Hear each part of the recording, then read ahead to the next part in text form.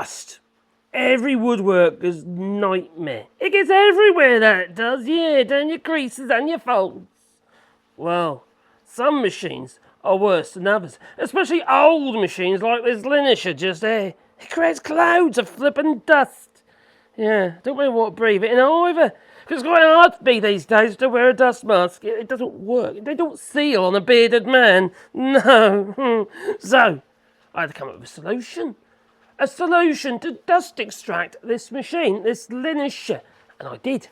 And it actually works. Yes, it does. Take my word for it. No, okay, allow me to show you. Because it does. Well, as you can see, we have a little shop vac in the corner there. A little tiny 30 quid jobbie. It's attached to the Linisher via this hose, okay, into this 90mm bend.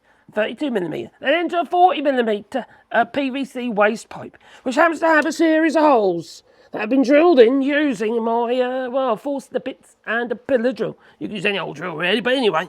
And then I put a cork that I stole out of a demijohn that we have over there. Alright, so I have to drink that now. So I've got my cork in there, so that blocks that end. I've got a series of holes for the dust to go in. Alright, now, does it actually work? Well, I suppose it has to, really. It can't really not work, can it? Because you're sucking air through. Now, if I turn the vac on and I grab this little microphone here, and let's put that, there, these holes, listen to all the suction. And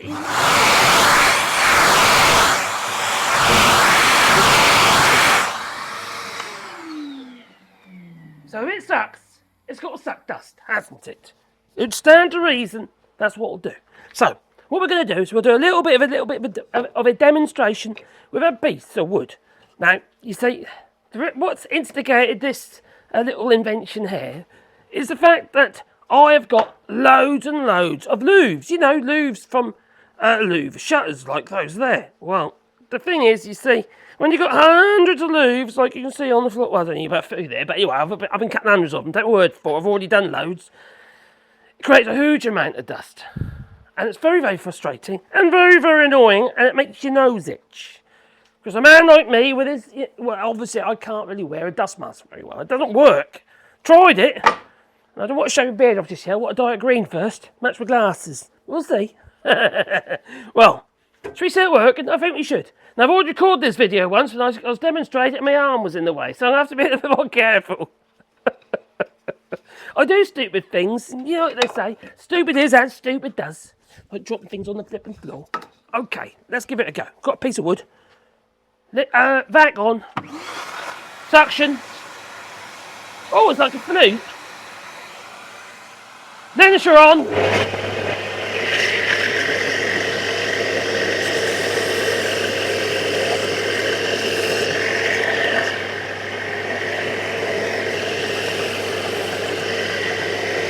My arm's in the way.